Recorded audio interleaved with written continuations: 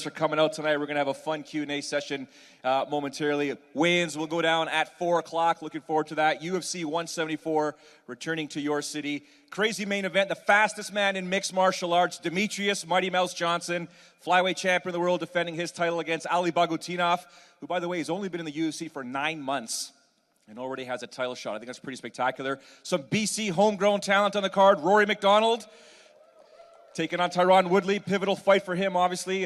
He wants to get that title shot. We're also going to see Ragin' Cajun Johnson on the card. And, of course, the return of heavyweight Andrei Arlovsky, former UFC heavyweight champion, taking on Brendan the Hybrid Schaub. And don't forget, the prelims do begin on Sportsnet 360 at 4 p.m. Eastern. I'll be here hosting some sort of show with Frank Trigg, so good times. All right. We're going to have a couple of guests coming out here. The microphones are located. If you've never been there, the microphones, just step up to the mics. They're up there if you have any questions. But without further ado, I will introduce our first guest. He is the number 3 ranked lightweight in the world, a byproduct of the 3rd generation of mixed martial arts stars and pioneers. He is returning to the octagon in San Jose, July 26th, versus the Menace, Michael Johnson. He is the real punk, Josh Thomson. Give him a nice Vancouver welcome.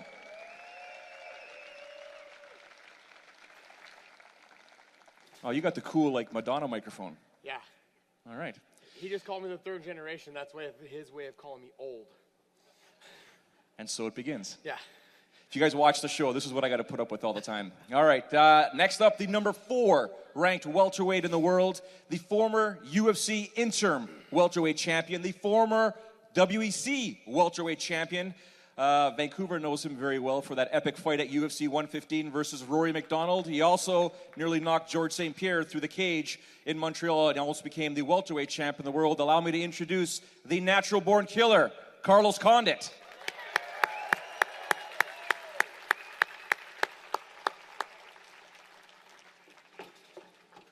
As always, my worst fear is standing in between 2 UFC roster fighters. Oh, nice. Oh, left me hanging. High five. All right, so if you guys want to ask these guys questions, because you don't want me to ask questions, because that's what I always do, step up to the microphone. By all means, ask away. The one thing that I do want to make clear is Dana White did not give me tickets, so please don't ask me for tickets. They don't have them either, because I double-checked with them, so no tickets from anyone up here. So please, step up to the microphones. We're here for a little bit, and feel free to ask away. Go ahead, sir. Hey, this is for Carlos. How are you doing? How's the knee? It's doing well, man. It's coming along. So my question is, did you actually rehab with GSP? No, we kind of discussed it, through my coach.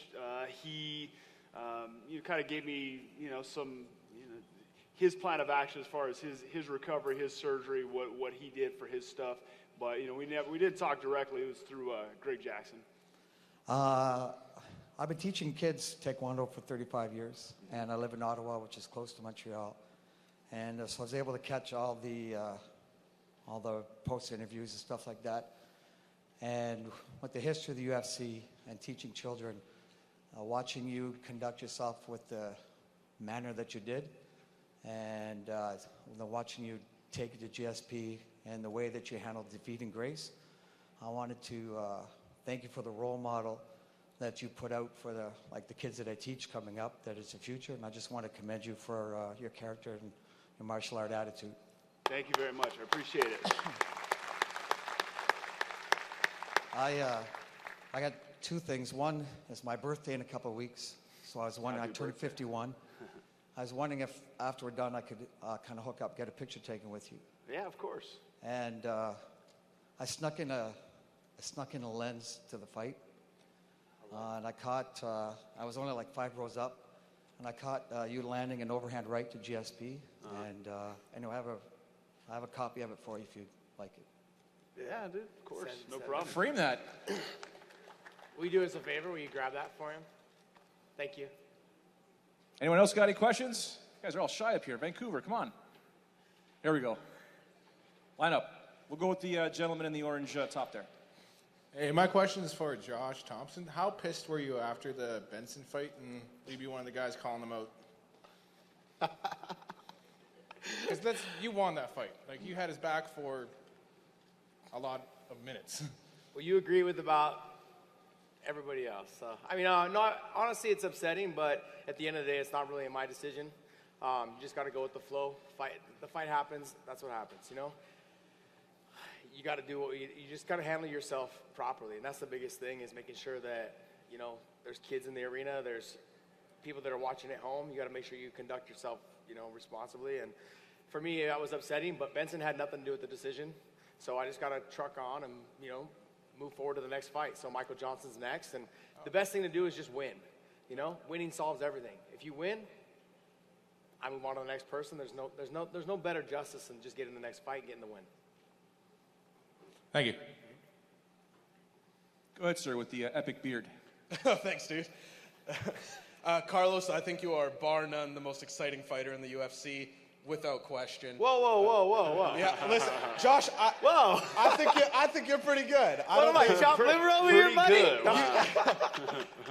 Listen, well, you don't think Carlos is that exciting, then? He's awesome. I don't want to fight on any of his cards, though, because he always gets fight of the night. I'm like, This is what I'm. So you agree with me? Can I get a different card, please? What are you talking about? Then you agree with me. If you look at the top 15 at welterweight, you have fought just a huge amount of them. Is there one that you'd like to rematch more than the others? And thank you both for coming to Vancouver. I'm really excited. Off the top of my head, I would say Johnny Hendricks, you know, for multiple reasons. You know, he's got the belt right now, obviously. So, you know, I want to get in there and you know, try to get the title. But obviously, his and my fight was very, very close. You know, kind of a controversial decision. And, you know, 2 more rounds I would have been mine. So, yeah. Hey, Josh, I'm a big fan of yours. I love what you do with the kids in the jails and stuff. That's so admirable. And Carlos, I was wondering if you could answer the question. Would you ever consider politics as a job? And also, I want to hear both your opinions on Chael retiring. Politics is a job. I don't know, man. You know, politics. I've given it a little bit of thought, but you know, You have. I'm not. Yeah, probably not. Probably not. Maybe behind the scenes. As far as Chael retiring, you know, maybe he won't be fighting anymore, but I think he's still going to be a huge presence in the sport. You know, love what he does, love his, you know, his persona. You know, whether you like him or you dislike him, he brings a lot of hype, a lot of energy, and a lot of interest in the sport. Cool. Yeah. I mean, honestly, I just heard about it this morning that he had announced his retirement. So, I mean, that's a decision that fighters have to make on their own, you know. And when you feel like it's time, you feel like it's time. You know, as guys, obviously, I'm an older fighter, as I'm a third generation, like UFC. Okay, but it's tough. It takes its toll on your body, and there's times where you feel like you know it's time to go. I mean, everyone heard my conversation after the Benson fight. Frustration set in a little bit, and this is like, hey, sometimes you just feel like it's time to go. And when you feel that, you know, it can come at any time. You wake up one morning just like, I don't feel like going to the gym today. And that's kind of when you know that you don't want to do it anymore. So that's up to him. He made the decision. He's a grown man, you know. Can you guys give a quick shout out to my financial advisor, Terry Wright? Hey, Terry. What's up, Terry? And just to follow up on what the two gentlemen said, if we haven't all figured out by now, there's always a method to Chael's madness. Well, you have to understand, though, too, he also works for Fox. He also does a lot of stuff on the side, so he's busy. Even when he has fights, he's still commentating, still representing the sport to the best that he can. So it's hard. I think it's hard for him to get up every day, go to the gym and train, and then jump on a flight later that afternoon to go work a Fox show, do the commentating. He's he's kind of becoming more of the face and of the commentating. So it's tough, you know. Go ahead, sir. Yes, this question actually is for both Josh and Carlos. Carlos, it's good to see you back in Vancouver again. Great fight against Rory. Really enjoyed that fight. Can't wait to see you back in the cage. You guys are both martial artists just like I am, and basically, how mentally tough is it to get over injuries? I mean, being involved in the martial arts and all. Is there any tips on how you guys deal with injuries and overcoming such rigorous training programs? Just being in camps at all, and how do you guys just take your mind off things? You know, it's not easy. You know, the sport in general isn't easy. Getting over whether it's a loss or whether it's an injury, you know, that stuff is very, very mentally challenging. I would say my tip for something like that is just put one foot in front of the other, focus on these incremental steps to get you from here to there, and not look at the whole big picture. You know what I mean? It's these small steps that you got to take to bring you from here to there. It's a little bit harder. Like for me, I've dealt with a lot of injuries throughout my career, so I was hurt all the time. A lot of mine came from overtraining. So I was training 3-4 times a day, sometimes 6-8 hours a day, which people, they say I train 8 hours a day. They don't normally do, but I was being stupid, and I was. So I'd go run in the morning, and then I'd do cardio again at night, and I'd train 3 or 4 hours in the middle of the day. So as I started learning my body and just started developing better workouts, you know, the smarter, not harder kind of thing, it all started falling into place. So if you've noticed in the last probably 3 or 4 years, I haven't been getting hurt because I've dialed things back. I've started training with people that actually can point me in the right direction on how to do things. Whereas before, I had, think more of like the old school mentality. You know, you've got to run stairs, you know, early in the morning at 5 a.m. and you got to go train from noon to 2 with the fighters just punching each other in the face. And then, you know, and then in the evening I go and train again, and then I do cardio again late at night before I go to bed. So by Tuesday, your body's just shot. So then Wednesday, Thursday, Friday, you're so flat that, you know, even the 135-pounders are throwing me around and I'm getting hurt. So it's just learning my body. And as you get older, you have to continue to learn your body because it changes. You know, as I get older, I'm like, man, I used to be able to do all this other stuff, and now you can't. So you have to develop and train you have to basically change your training throughout your career as you get older, and just always try to learn your body. Awesome. And I was wondering after if I can take a picture with you guys, Carlos and Josh. Yeah, sure. Awesome, buddy. Thanks, guys. And this one's for Josh. It was sounding like you were going to pack it in after the Ben Henderson fight. Was it the Gilbert Melendez deal that fueled your fire?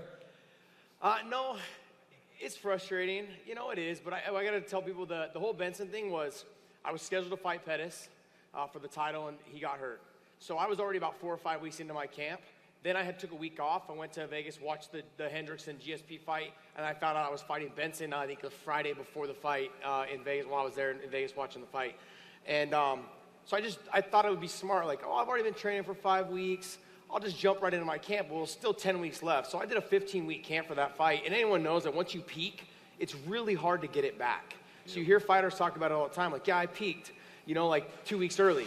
Once you peak, it's pretty much almost impossible. You try to take a couple days off, you try to get it back, it never happens. So in this situation, I peaked probably about 4 weeks early. So the whole month, that last month, I was just flat, it was horrible. I mean, I was taking a couple days off, and then I'd go and train, and then I never got it back. So in the fight, maybe it looked like, and everyone thinks that I won the fight, but to be honest, I felt really flat, lethargic, slow, and sluggish out there. So we're trying to make changes to my camp again. Like I said, as you get older, you try to make changes, and this was a learning experience for me not to do such a long camp. I scored that last Melendez fight for you. A lot of people did. You know, it seems like my last 2 decisions have been so. And also for Joe, I was wondering if you could maybe help me get a couple minutes with Dana White. I really need to talk with him about that doctor in Germany, Peter Welling. I seen him last year, and I was talking to him about it, so I would just like to kind of get an update with Dana and just kind of fill him in. Come see me after the Q&A. Thank you so I'll much. do the best I can. You have my word. And I'm glad to see you back on your feet, Carlos. Thanks, man. Best of luck in your return. Thanks, man. Thank you, guys. Hi, first of all, I'd just like to thank you guys for coming out. It's great to see you. And Carlos, having fought Rory and Woodley both, what are your predictions? How do you see this fight going? It's probably the 5th or 6th time I've got this question the last 2 days. Dude, I'm honestly on the fence. I don't know. I see the fight going either way. Initially, when I first heard about the matchup, I thought, you know, Rory's most likely going to be able to, you know, use his jab, use his distance, and kind of pick Woodley apart. But in the last couple of days, I've been thinking about it, and I don't know if he's going to be able to do that with Woodley's speed and his explosiveness. So honestly, I can't give you a prediction right now. I don't know. But, you know, I'm expecting a great fight. You know, I don't know. But, you know. I think it's a great matchup, and I'd like to see you rematch both of those guys. Yeah, I think both of those rematches are definitely going to happen. Right on. Cheers, guys. Have a good one. Hey, Joe, have this guy answer the question. UFC Hall of Famer Matt Hughes already calling us out up here. By the way, for those that don't know, that is... Let me tap dance around it. For those that don't know, I actually had an interview with Matt earlier this morning. There's nobody more blue collar than him. No disrespect to you guys there. When I showed up to the arena to do the walkthrough for this, he was in the octagon helping putting it all together. That's how much this guy loves the sport and doesn't stop working. He's just crazy. Where are we going? We're going to you. Hey there. Big fan of both Josh and Carlos's styles. I think you guys are really great. I'm just wondering, 2 questions. So far, how have you enjoyed this city, Vancouver? Have you done anything special? And which cities around the world are your most favorite or least favorite to fight in? And then for Josh in particular, I know you were on an old episode of Blind Date. Oh, gosh, here it goes. So any memories from that you can share with us? Thank you. Why, you trying to get on the show? No.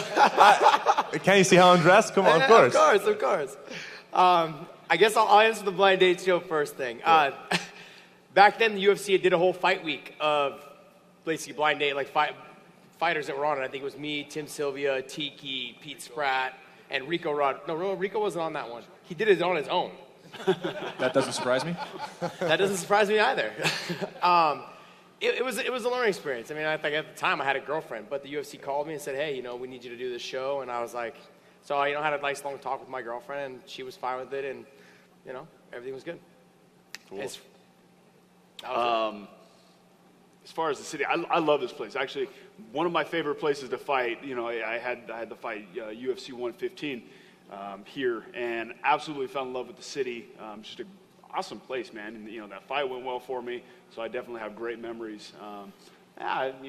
Since I've been here this time, I've just been enjoying restaurants, hanging out, walking around. And I think the question was, what cities do you guys sort of not want to fight in? Oh, not fight in? Yeah. Oh, I don't know. If there are any. Everywhere I've been it's been pretty awesome. I mean, but when I was with Strikeforce, I fought a lot in San Jose. So, and I lived there, so it's kind of nice to wake up in your own bed, kind of keep to your routine. Like you talk to Forrest Griffin, he cuts a lot of weight. And it's hard for him to travel and cut weight. You train so hard for 6 to 8 weeks, right? And then you get there the week of, and your diet just goes out the door because you're in another country, and it's not the food you're used to eating. So for me, fighting in San Jose, like I'm fighting in San Jose July 26th for that show, it's gonna be nice. I can wake up in the morning, I get to keep to my routine, make my oatmeal, make my own breakfast, have my own lunch, sleep in my own bed, those type of things. Those things are very important when you're a fighter. You follow tradition and like just your ritual. How would you guys like to fight in Japan? I've fought there a couple times already. Yeah. I love it. That is one of my favorite places to fight. Tokyo is awesome. It's a little strange sometimes because you go there, they announce you, like when I fought there in Nagoya, there was 43,000 people there, and you could literally hear a pin drop. So they announce you, and you walk out, and it's just your music, and you're dancing around like an idiot, getting ready to fight, and and no one's making a noise. They don't really clap. They just kind of, yay, and then that's it. But I got to say, there was a fight that I had, I got swung around on an armbar. I got caught in an armbar real tight. And had it been loud and noisy, at like a U.S. event, I probably wouldn't have been able to get out because my corner was telling me everything to do, and I could hear them crystal clear. Push the feet off your face, wiggle your arm, kind of step over the legs, that kind of thing, which ended up leading me to get out and get in a knee bar to finish the fight. So there's its ups and downs, I really enjoy the people and the fans there are amazing. Yeah. Thank you very much, guys. And to follow up with what you're saying, I think I know what you're trying to get at, because I get this question asked when some guys get asked by Joe Silva or Sean Shelby, hey, do you want to take this guy on in Brazil? You start thinking, well, can we do it in Vegas maybe? Yeah, right. yeah. Fighting internationally always poses a lot of different problems. Like Josh said, it's just switching up your environment. Like the food, the diet. There's a lot of different variables that go into a weight cut or a fight. So keeping everything as predictable as possible, if possible, is ideal. When you fight overseas, one of the biggest problems we come across is the time change. It really, in our mind, whether we think it's going to throw us off or not, it does. You get there and you're like, okay, I'm ready to work out, and it's like 2 a.m. So those are the issues that you have to deal with, and not to mention just the diet, the sleep, and everything else. And sometimes elevation, if you're going to fight in Albuquerque or Denver. But I'm talking like worldwide. Yeah, if we travel Japan. Yeah, for sure. You're done? Yeah. My name's Lawrence. I have a question about training. When you're in the 5th round of a Shark Tank or 5th round of training, and you're feeling like you're hitting the wall, is there any specific mental imagery that you use to spike that little bit of adrenaline and push on? Do you envision monsters chasing you or something like that? I kind of just, I try to go to my happy place, you know. Like Happy Gilmore. Where is that happy place, Carlos? No, in the past when I get to that place where I'm just like, I'm about to quit, it's, you know, just picturing, actually my son, when he was a little guy, just picturing his smile, basically. But that's hard to do when you're sitting there, you know, having somebody punch you in the face and, you know, just trying to dominate you because they're fresh and you're absolutely exhausted. But yeah, that's what I do. Oh, cool. Yeah, for me, it's more, I train with the guys that if you're in a Shark Tank with someone, you're training with those guys every day, day in and day out. So usually the guy comes in the 4th and 5th round. They're not like the top guys. They're kind of the guys that are up and coming, that you just want to work with. They're going to work with you when you're tired. So my whole mentality is like, I'm way better than you. I should be smashing you and not to lose to that person. So they're kind of like if I'm in a race, they're the rabbit. There's somebody that's right there in front of me that I know I need to catch. And then that's kind of what keeps me on my edge is just remembering that kid's not even he's not in the UFC, he's not in a big show, and I'm not going to let this kid beat me. Sweet.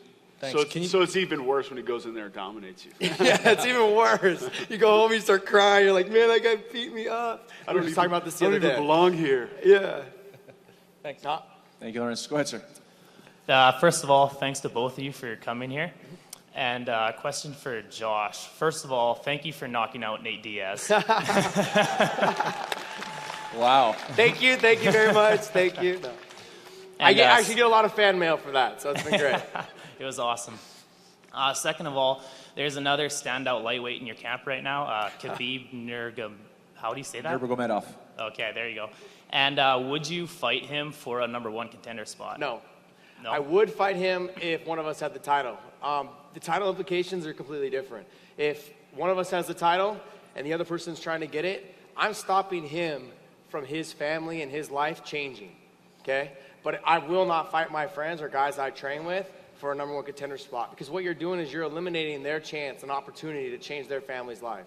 So for me, that's my personal opinion. We've talked about this in the AKA gym, is that if it is for a title, if one of us has the title, then yes, because who am I to stop that person from making his wife's life and their family's life and everything better?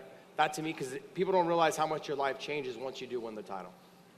And where did Matt Hughes go? I want a picture of that guy. He'll be back out. He's probably Paging in the Matt back. Hughes, Matt Hughes, aisle 4, Matt Hughes. He's probably working in the back. Exactly. Go ahead, sir.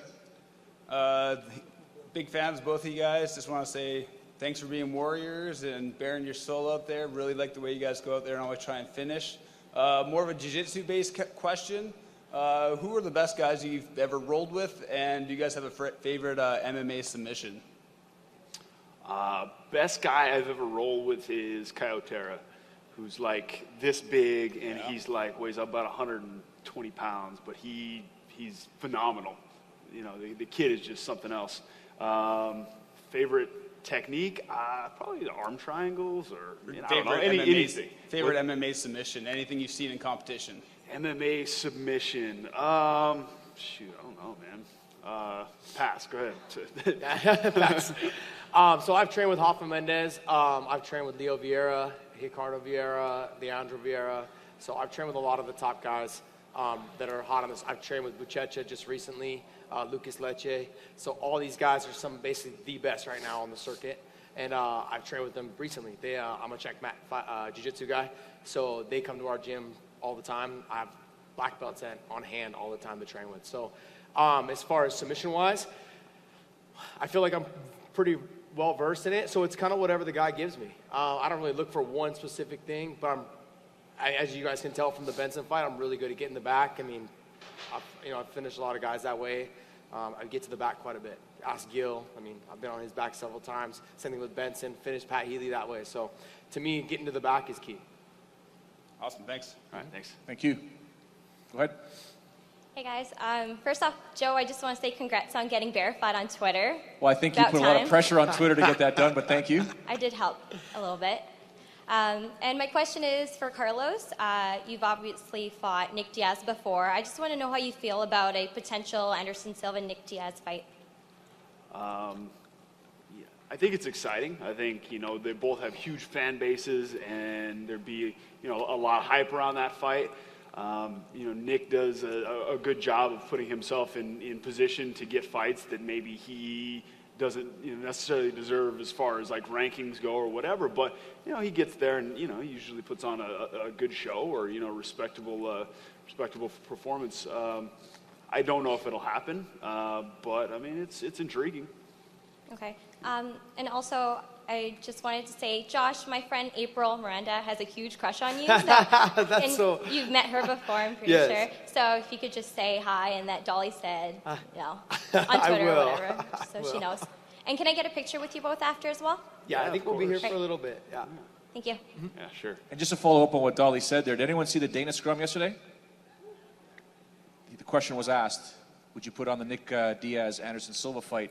And Dana's very interested in putting that fight on, if they both want to do it. Yeah. I'd like to see it. Yeah, for sure. Be a gong show for sure. What do we got here? Go ahead. Okay, next question. It's for Josh. You did mention AKA briefly. It's obviously one of the most storied clubs to train at in mixed martial arts. And some of my favorite fighters come out of there, guys like yourself and Mike Swick and Koscheck. One question I got for you actually is, what's it like training with Phil Baroni? I've known Baroni for a lot of years, and actually I'm the reason why he's there, which is probably why Javier and all the rest of the trainers hate me for it. But no, he's great, man. He's a great guy. He's got a good heart, and I can't say anything negative about him. I mean, people see the on-camera persona and things like that, but deep down inside, he's a really good guy. I don't have to look deep down inside. Just as soon as I talk to him, he's a great guy. He's a good person. Do you think he'll make a comeback, though? I'd like to see him right now. Obviously, everyone knows his weight's down. He's down to, I think, the other day he was 168, 169, waking up at that weight. So he's going to probably try and make a comeback at 155. He's fighting over in a company in China somewhere. And I'd like to see him fight again, but, it's up to him. Like we talked about this earlier. Fighters need to know when, it's their time. And it's up to him on when he decides that it's his time. Awesome. Thanks. And just to echo what you said, he's a lot deeper and smarter than most people give him credit for. Yeah, he's a really good person. He's got a lot of knowledge. He's been around. Maybe he doesn't fight that way sometimes. He wears his heart on his sleeve, and he really goes out there to try to put on a good show for the fans. And sometimes it costs him, and sometimes, it doesn't work out for him. But the thing is that he definitely always goes out there to try and finish the fight and put on a show for the fans. Go ahead, sir. All right, my question's for Josh and Carlos. What's the worst position you've been put in by a fighter that you were not expecting? Like in competition? Yeah. In the match in the cage. It's probably I don't know, maybe he just mentioned Pat Healy. Pat Healy is a tough dude, I fought him a while back and, kind of underestimated him and ended up getting submitted. This is before I was in the UFC, and, he was a guy that, I didn't really take seriously. He's a journeyman, he doesn't have, he's lost to a bunch of dudes. He's kind of hot and cold and ended up, getting choked, getting submitted in the third round. And that was probably, one of the bigger surprises in my career. I did the same mistake with Pat Healy. Except I was able to finish him in the third, but it was, I literally was walking into the third round going, what the heck? Why am I still here? I completely underestimated him. He's that fighter that you see in the cage that he doesn't look like he can do anything to you. Like, there's really no threat here or there. But once he puts his hands on you, it's like, man, he's heavy, he's big, he's pretty strong, and he's got good hips, he rides real well, and it's just like, man, get off of me. Yeah. All right, and thanks for coming. Appreciate it. Yeah, for sure. Thank you for the question. Go ahead, sir. 2 questions for you guys. First one is, I know when you lose, it can be devastating to a fighter's confidence. How do you overcome a loss? You know what? You gotta swallow hard, man. This is this is a sport where, you know, you get your ego checked on a regular basis, whether it's in the cage or whether it's at practice. And, you know, I've definitely learned more from my losses than I have from my wins. So, you know, you try not to dwell on it. You try to, you know, take the positives out of it and use it as a learning experience and you know, move forward. Yeah, the key to this sport, and I think in almost in any sport, is having a really good short-term memory. Just in one ear, out the other, let it go, and you got to move on, you know? I mean, I'm always trying to get better, just trying to make myself better. You can only focus on yourself. And like I said, winning solves everything. So I win this next fight, no one's going to care about what happened last fight, you know? So the key is to win. Gotcha. You're only as good as your last fight. Yep. That makes sense. Unfortunately, that's how they're remembered by. Or second question was, depends. I'm going to be champion one day, and there's several fighters like myself that are aspiring to be at your guys' level. What's one piece of advice you could give aspiring fighters like myself? You know, honestly, just put in the work, man. You know, put in the work. That's how we got here. You know, there's no magic potion. There's no silver bullet. You have to put in the work, and you have to train smart, like Josh was saying. You know, going, just going balls out constantly, you know, your body breaks down. You have to kind of find the formula for your success, for your, you know, continued growth and progression as a martial artist. You know, and that's different from you than it is from me, than it is from you know, your training partners. Everybody has to find their own formula. Yeah, I mean, you really just gotta figure out how you wanna. I guess the way I'm trying to say it. How you want your career to go. Do you want it to be successful? Do you want it to be long? It depends on you. Like for me, I came in, I knew I want to fight for a while, so I had to be smart about my strategies on how I fought. Okay, so I staged my career of like, I didn't want to take a lot of punishment. Yeah, sure, I want to put on good fights for the fans, but I wanted to make sure that I had a long career. You know, so you always have to be getting better. So for me, when I would train, I wouldn't just go in there and brawl and get into it. There was a couple fights that I did that where I did it with Gil. We came in and threw down. But I also wanted to make sure I had a long career. And I've been fighting now for, 14, 15 years now.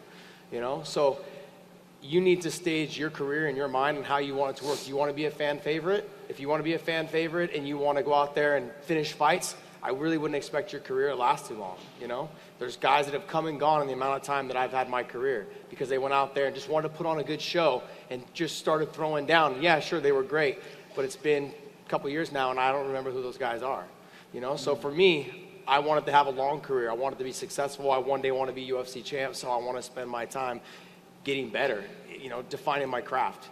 Every time I'm getting better, I'm training with the best guys in jiu-jitsu right now. I'm training with the best wrestlers I can find. I'm always trying to get better. You saw that with GSP. You know, when he fought Matt Serra, he started working with wrestlers after that fight. Then he came back, beat Matt Serra, and ever since then, he's just been getting better, up and down. Like his wrestling's gotten better, his jiu-jitsu's gotten better, his control's gotten better. Striking's still really good, but you don't see that aspect as much, but he's still the best, I think. To me, he's the GOAT. You know, people say Anderson, but I say GSP. Awesome. Thanks, guys. Yeah, thanks. How much of it is, though, the team? You got to eventually have the right team around you, the coaches. I mean, talking about George St. Pierre, he fought for me his first 4 fights, so I got to see what it was like for someone green in the sport that's never competed to becoming the biggest pay-per-view draw. And there's so many things I learned from his career. A lot of it was the team, having the right people behind you, the right coaches. And like you said, if you don't put the work in, you can cheat yourself, and you're always talking about fighting or competing against guys that are better than you to get better. If you're the best guy in your gym, you're not going to be the best guy. Yeah, you in need the to UFC. leave. And the biggest thing, I said the biggest thing is always training with guys that are better than you, but also always making yourself better. I couldn't stick around in this sport if I stayed training with someone who was an older generation fighter that never progressed. So I had to move my way up. I started training with, you know, better jiu-jitsu guys. I started training with better wrestlers. You know, you've got to train with the best guys. And that's the thing. You always got to be learning, or you're never going to be able to progress. Go ahead, sir. Hey guys, welcome to Vancouver. Good to see you. I got 2 questions for Carlos and Josh. Carlos, good to see you again. Last time I met you was in Vegas last year at the Fight Expo. All right. Just want to know if, depending on the outcome tomorrow with Rory and Woodley, if potential rematch with Woodley is possible for your comeback. I'm going to rematch him, whether it's my comeback fight or whether it's down the road. I'm going to rematch Woodley. I still got unfinished business. You know, obviously I'm disappointed in the way that fight went. And you know, I still got a couple more rounds to show that I can beat that guy. Well, I think we all know you can. You showed you have a heart of a warrior. You've seen you do that against Johnny Hendricks there. Never mind you lost that, but all of us knew you won that one. And for Josh, rumor had it, I read on the underground there that after your next fight that you might be planning on retiring. Yeah. No, like we had talked about earlier, it was a long camp, you know, with the Benson fight, and I went from being on cloud 9 to fighting for the title to no title to fighting Benson. No disrespect to him, but then obviously losing a very controversial split decision. It kind of takes the wind out of your sails. So when I got home, I just needed some time to spend, you know, with my family and just friends and just hanging out and staying away from the gym and focusing on my business and other things and coming back and being rejuvenated. So we're here now, and July 26th, we're fighting Michael Johnson. Yeah. Well, good luck to Michael Johnson there for you, and thank you guys. And I'm just wondering if I can get a picture with all three of you guys after this. That'll be great. Yeah, sure. Absolutely. I think the best explanation was the one you gave me yesterday. That training camp was the whole NFL season. Yeah, so the best way I can describe it was the NFL season started September 2nd. I started my camp October 2nd, okay? I fought 1 week before the Super Bowl. So I was getting punched in the face twice a day, basically, for the whole NFL season. So it's pretty tiring, you know? I mean, you think about it. I mean, NFL football players, they do one padded practice a week, you know? And I'm getting hit in the face with 16-ounce gloves twice a day. Doesn't sound very fun, but. Hello again. Yeah, one quick question for all three of you guys. If you remember, can you share with us the story of your very first fight outside of competition? Oh, outside of competition, my very first fight. You're going to get me in trouble. I was probably like, I don't know, maybe 5 or 6 years old, and I was at somebody was babysitting me, like a friend of the family or something, and me and this kid got into it, and you know, he was, I don't know why, but we got into it. And I remember just putting hands on him, and you know, he was crying like right off the bat, and then that's kind of how most of my fights were through elementary school. It was me like, you know, hitting some kid and then feeling really bad because he was crying. I guess. Go ahead. For me, it was just, I guess the last one I can remember was a big one was in high school. I was obviously a small guy. You can tell. Many people think I'm much bigger on television, but I'm actually a small guy. But I was the first guy to go after a bully, and I went after a bully who was, you know, messing around with one of my friends. He was like 6'1" or something like that. Football player. Suckered him in the mouth. He dropped, and I said, "That was easy," and walked away. Mine wasn't as cool as that. I got beat up. So, yeah, I had a friend that was like getting ready to fight with some other kid, and I was like, no, don't fight. And the kid that he was trying to fight pushed me. I think I was like 6 or 7.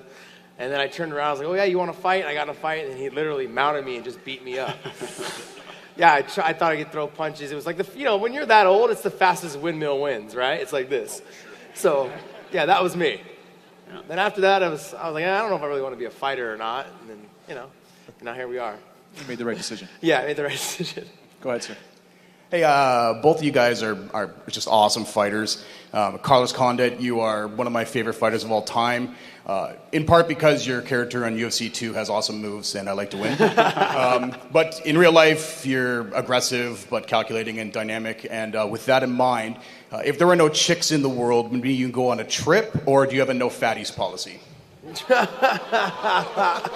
Like Bermuda or like the Okanagan? What's the correlation? I don't get the question. That's a serious question. What's the question? Repeat it. Feel free to re-ask it. Oh, I can repeat it. If there were no girls left in the world, would me and you go on a trip? Or is there no fatties? Is that like? No well, I don't know, man. I'm fun. Do you like to cuddle?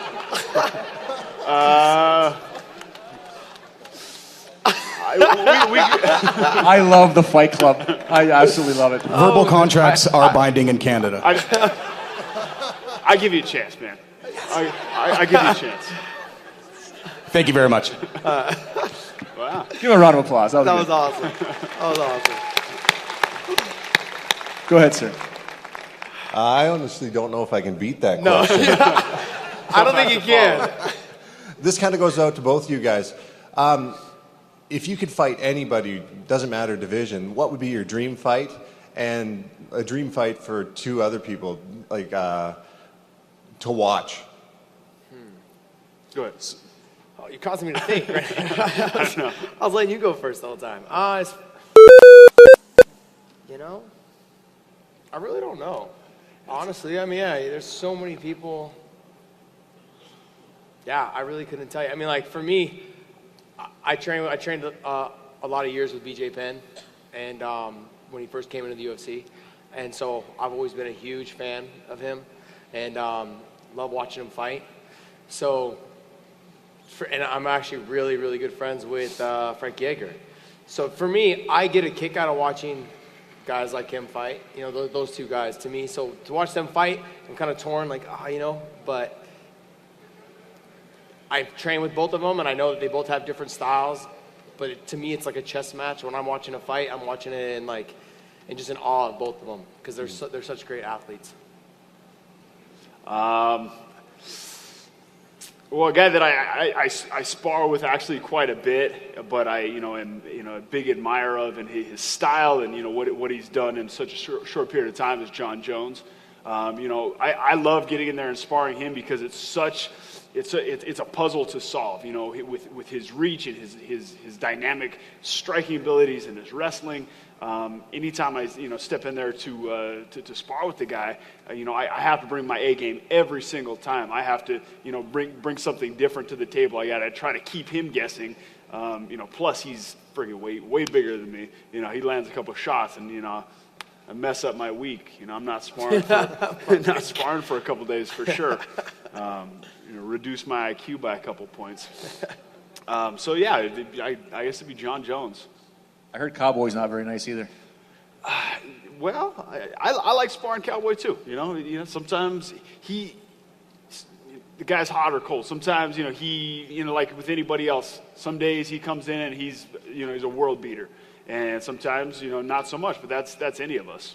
When I was there, he said, when I spar someone, do not waste my 5 minutes. Right. And he said it looking me right in the eye. I'm like, dude, this interview's done. I don't relax, man. Sometimes when he's like sparring with somebody maybe not on his level, I just cringe. I'm like, oh, shin kicks to the head, no headgear. That's rough. You done? Yeah, awesome. Thanks, guys. Thank you. Go ahead, sir. All right. Both Condit and Josh Thomson have had very long fight careers. I'm sure they've seen, and they've been in the game a long time, even before the UFC. I'm kind of wondering what the most messed up or screwed up story they have of any of their time on the road, like someone waking up drunk where they weren't supposed to, or arrested, or something went missing that shouldn't have gone missing. Just most messed up story that you know of. You don't need to name names if you don't want to, but I'd like the details because it's probably a good story. I don't know, dude. That's well, this one time in Vegas. What's the statute of limitations on trashing hotel rooms? I used to fight like down south in New Mexico, like Las Cruces, which is right on the Mexico border, and we'd go to El Paso and go to Juarez and drink and come back and stay in El Paso. And one time we absolutely demolished a hotel room.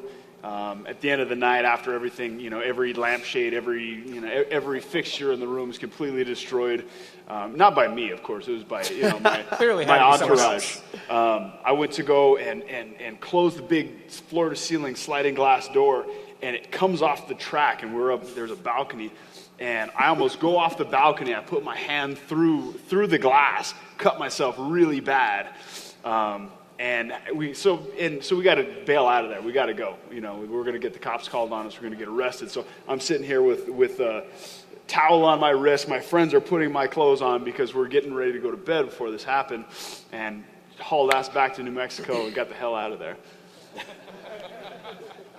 That's good. I'm sure you've got many. There's worse, but. So we won't name names because he's a past UFC champion, but so we were all we were at a small show, like a small little like casino show. This was back in like 99, 2000, and some of the young up-and-coming fighters who are also used to be in the UFC as well, just as of recently. That's how young they are. And so they used to be in the UFC. They thought it would be a joke to fill up a trash can and lean it on the champion's door and knock on the door. So when he opened the door to his hotel room, it flooded his whole room. So what he did was he opened the door and it all flooded his room, his clothes, everything were soaking wet in his hotel room. So of course he chased them down the hall, down the stairs. They ran into their hotel room. He literally kicked the door open. Boom. They all jumped out the window because they're on the second story. They all jump out the window. So he takes their passport, their wallets, their IDs, their watches, and he rips them all up. And he crushes all their watches and everything and throws them in the tub. And left them there in that other country with no passports. English-speaking country, or what's that? Was it an English country? Or No, it was not English. I'm sure there's people there who did speak English. But Did the fighters who lost their stuff speak English? What's that? Or did the fighters who lost their stuff speak the local language? Yo, they all spoke English. Yeah, they were all, none of them were from there. Oh, okay. Yeah, no, you can't ask me any more questions. I'm not going to give it away. All right. Are they still there? No comment. No, they're no longer in the UFC. But this was years, like I said, '99. These was like '99. Yeah, they thought it would be funny to play a joke on a UFC champion, and it backfired big time. So I think it took them about 2 weeks to get out of that country. Good times. Thank you. Thank you. My vision at my advanced age is still pretty good. I can read what's on that shirt, and I absolutely love it. Ladies and gentlemen, Joe Botnick, he puts on the Memorial Sean Tompkins tournament up in London, Ontario, just north of London. Thank you for everything you do, sir. I'm sure you got a question. Thanks a lot, Joe. Appreciate it. Guys, I'm just curious. So you've been in this game a long time, and whatever someone's career path or their passion is, do you ever have times in your career where you're either leading up to a fight or right after a fight, and you just say to yourself, "Why am I doing this?" Oh yeah, absolutely. I mean, it's kind of a rocky road sometimes. It's an emotional roller coaster going into these fights, going through the fight camps, before and afterwards. I've found myself saying that quite a bit. Less so lately. I realized that I'm doing what I love to do for a living. And I realize how fortunate I am to be able to support my family and to get up every single day and go and train and spar and work out with the best guys in the world. I've been passionate about martial arts since I was a little kid, and this is what I get to do for my job.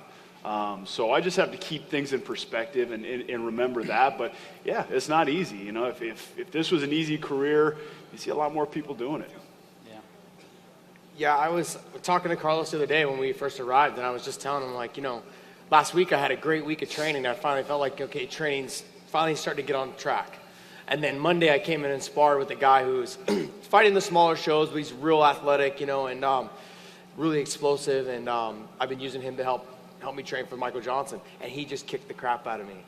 And I was thinking to myself, I went home and I was telling Carlos, I'm like, I actually thought about it. I'm like, maybe this game has just passed me by. I'm like, maybe this is what it is, And then Tuesday I had a little bit better day. And then on Wednesday I had a pretty good day. And I flew out here on Wednesday night. And I was like, what? Maybe I just need a little bit of rest. And then he's like, what? It happens to me all the time. You get like the amateur kid that comes in and just beats you up. Yeah. And you're just, it pisses you off. It makes you wonder if you still have it. It makes you wonder, what am I doing wrong? But really what it comes down to is that kid, he just got done eating a bunch of carbs and he's all feeling strong and feisty. And then, and you're on your third session of training that day and you've ran, 6 miles in the morning and you're exhausted and you just didn't have it that day. So like I said, the key is to have a short-term memory, a really good one, and just one day, just let it go. Next day is a whole new day and just think about what I need to do to be successful that day. Yeah, every day is a new day. Thanks, guys. Good to see you. Thank you. Okay, we got to wrap this up in about 5 minutes or so. So we'll take these last 3 questions for now. We'll start with you, sir, in the yellow. This is for Carlos. Camp Jackson Winklejohn just got a new member, very controversial, Alistair Overeem. There's been a lot of rumors about antisocial behavior in previous camps. I'm wondering how his transition has been to the camp, if you've noticed anything or if you've even had any interactions with him at all. Well, I haven't been down to Jackson's other than just like a brief, stop in, say hi, that sort of thing. Right now, it's hard for me to be around that environment because I can't do anything. I'm not even cleared to jog, So really, I'm in the gym, 5 days a week, but it's, physical therapy and strength and conditioning. So I actually haven't had any interaction with Overeem, so sorry I couldn't be more helpful. Wondering if there's any rumors or anything, any word about how He's digging. He's doing my job. Well, no, as far as I know, my coaches, my friends who were the coaches there, they said that, he's been great. Awesome. Thank you very much. Sure. Go ahead, sir. Hey, how's it going, boys? Looking forward to seeing you guys both fight again. Carlos, is it on the top of your list to get a rematch with Tyron Woodley regarding the way that you lost the fight with your knee injury? Yeah, definitely. I mean, I think any fighter wants to avenge his losses, but yeah, I mean, that's definitely in the forefront of my mind. And I just want to say that you took the punch way better than Josh Koscheck did in his fight against him. So looking forward to seeing that again, boss. All right, man. Hey, Thomson, you're the man, brother. Thanks, man. I appreciate it. Go ahead, sir. Yeah, this is a question for all three of you. What are your 3 favorite moments in MMA? So not just UFC, like the whole industry. Like what happened, something in the octagon, or? Yeah, like Pride, UFC, whatever. I mean, honestly, my favorite moment, and the one it just recently happened, was the first Anderson Silva-Weidman fight, because he had just lost his house. I think it was Hurricane Sandy, Chris Weidman had. He was trying to work through everything, and he went through a camp, and he was on his last fight of his contract. He basically banked on him beating Anderson Silva, who everyone considered to be the GOAT, the greatest of all time. And so he put his whole life into his hands, and he went out there and did something that no one had ever done, And so to me, if you look at it in a big picture, that's amazing to me. There's a lot, man, so it's hard to pick. But I think one that definitely stands out is Frankie Edgar and Gray Maynard's third fight. Frankie goes out, gets dropped, and he's fighting Gray Maynard, who is considerably bigger than him. Gray Maynard probably walks around the same weight I do and fights at 55.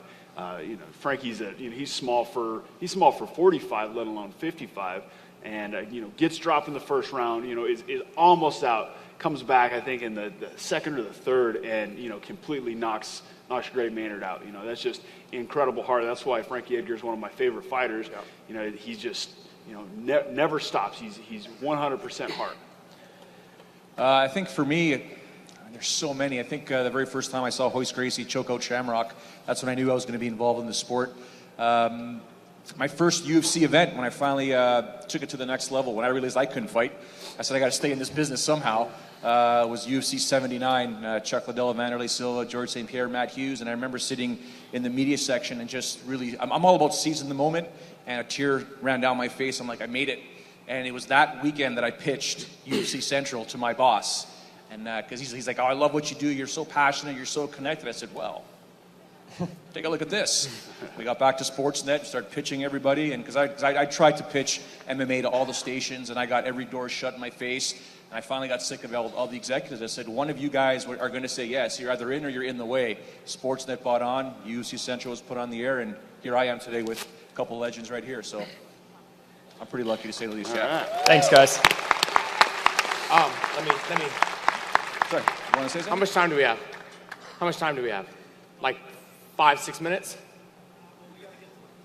Can we do about 5? Okay, so if you guys brought a child with you, if you guys have a kid, I want to keep up with Q&A tradition. Bring your son or your daughter down here so we can do stare-offs. Okay?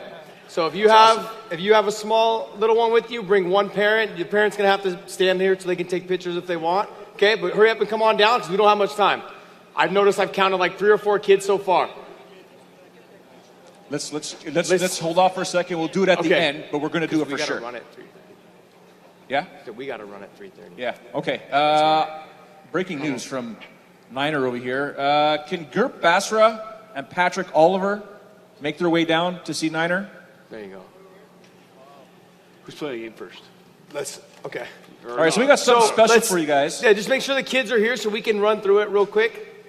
After we do the feature. So what we're going to do now is these two gentlemen, as most of you folks know, the EA Sports UFC video game is coming out June 17th nationwide, June 20th globally.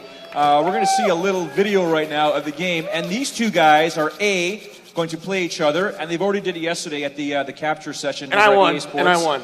So there will be some trash talking. I will have my vengeance. And the two down people I today. just called up, one of them will play Josh, the other will play Carlos. But I do have a caveat. If they're already back there, if you're hearing me, you better talk trash or it's going to get ugly. But if we have that video queued up of the game, I think that's what we're supposed to do. We can play that.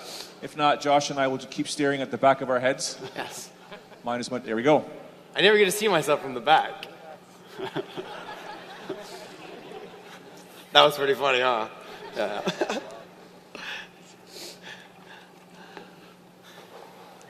And this game is sick, by the way. I played it. Yeah, look at that.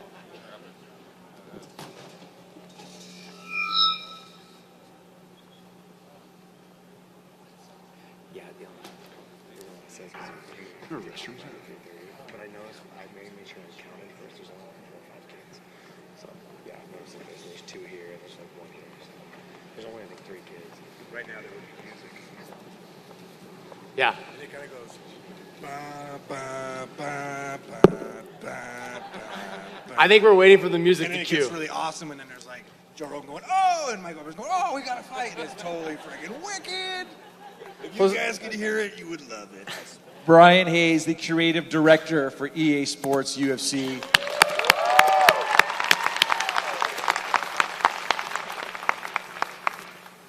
For those of you that watched that UFC Central episode where I absolutely smashed Sofia Jurcevic in the game, and then he came and absolutely annihilated me, that's him. So don't clap for him anymore. He's not that cool. I should ask you, I took your offer to not use Bruce Lee. I should have did that when I played you.